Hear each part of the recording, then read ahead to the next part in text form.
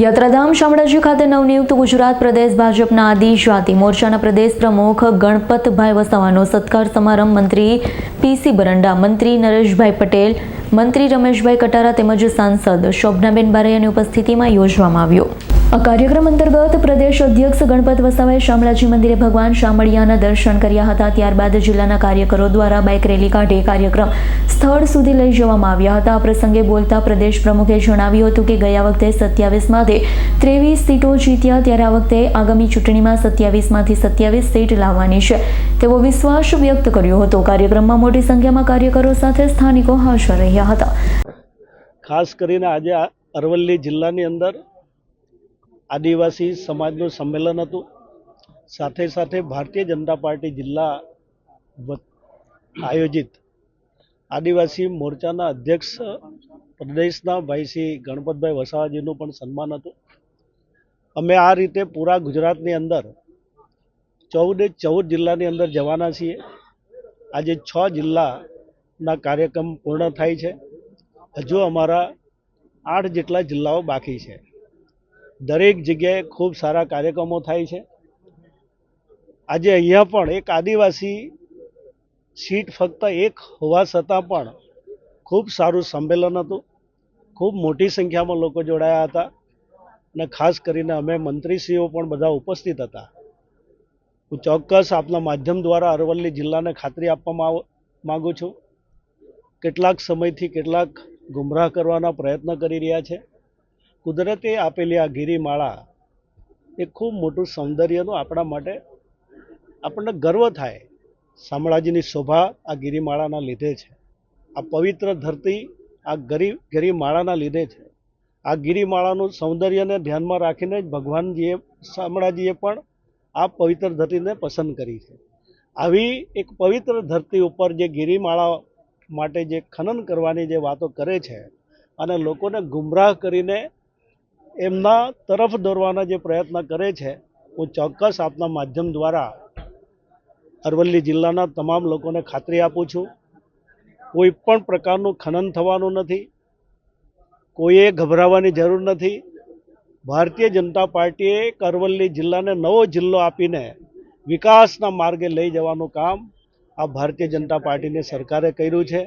અમારા આગેવાનો પીસી બરંડાજી હોય કે અમારી પાર્ટીના આગેવાનો જિલ્લા અધ્યક્ષ હોય કે આખી ટીમ ખૂબ સારી રીતે સરકારમાં રજૂઆત પણ કરે છે। આવનારા દિવસોમાં જે કંઈ બાકી હશે એનો પણ વિકાસ ખૂબ સારી રીતે કરવાના છીએ। કેટલાક ભીલિસ્તાનના નામે નીકળી પડે છે। ભાઈઓ બહેનો, એક ગ્રામ પંચાયત છૂટી પાડવી હોય ને તો એ ગામના લોકોને વર્ષો વીતી જાય છે।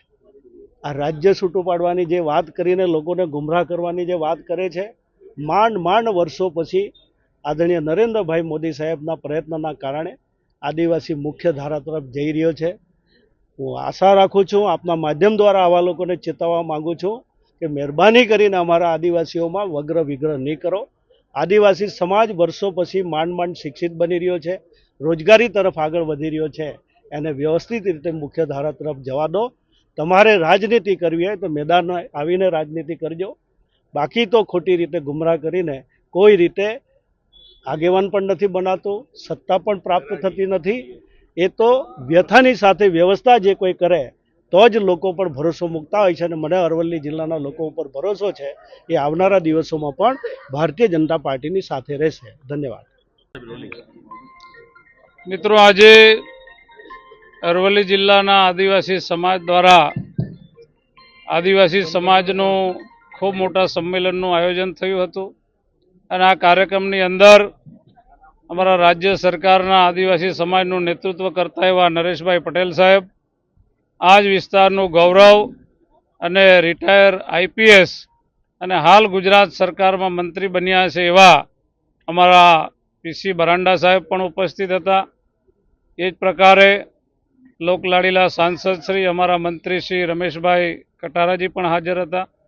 આજે જોઈ શકીએ છીએ કે ભારતીય જનતા પાર્ટીની સરકાર આવી પછી જે પ્રકારે અરવલ્લી જિલ્લો, એક સમય એવો હતો કે અરવલ્લી જિલ્લો એટલે કોંગ્રેસની વોટ બેંક અને વિકાસની દ્રષ્ટિએ જોઈએ તો વિકાસમાં છેલ્લા નંબરે હતો, પણ આદરણીય પ્રધાનમંત્રી શ્રી નરેન્દ્રભાઈ મોદી સાહેબના માર્ગદર્શન હેઠળ આદરણીય ભૂપેન્દ્રભાઈ પટેલ સાહેબે જે પ્રકારે અરવલ્લી જિલ્લાનો વિકાસ કર્યો છે, ત્યારે અમારી રાજકીય વિરોધી પાર્ટીઓ અમારા આદિવાસી સમાજને ગમે એટલા ગુમરાહ કરશે, ગમે એટલા જૂઠાણા ચલાવશે, છતાં પણ અરવલ્લી જિલ્લાનો આદિવાસી સમાજ એ ભારતીય જનતા પાર્ટી છે, સાથે છે. એ આજે રેલી ઉપરથી અને આદિવાસી સંમેલન ઉપરથી આપ સૌએ નિહાળ્યો જ છે. ત્યારે આવનારા દિવસોની અંદર પણ તાલુકા પંચાયત, જિલ્લા પંચાયત એ ભારતીય જનતા પાર્ટી જીતવાની છે. પરંતુ 2027માં જે વિધાનસભાની ચૂંટણીઓ આવી રહી છે, એમાં ગઈ વખતે થોડી કચાશ હતી મિત્રો.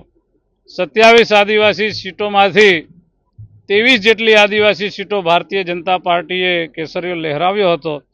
આ વખતે અમારું લક્ષ્યાંક છે કે 27 આદિવાસી સીટો ઉપર કમળ ખીલશે. એ પ્રકારે અમારી ભારતીય જનતા પાર્ટીનું સંગઠન કામ કરી રહ્યું છે, અમારી સરકાર કામ કરી રહી છે.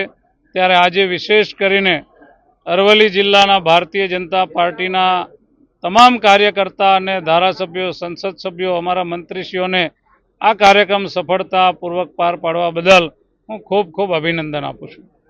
જયદીપ ભાટિયાનો રિપોર્ટ, S9 ન્યૂઝ, અરવલ્લી. અમારી તમામ માહિતીથી અપડેટ રહેવા માટે જોડાયેલા રહો S9 ન્યૂઝ સાથે.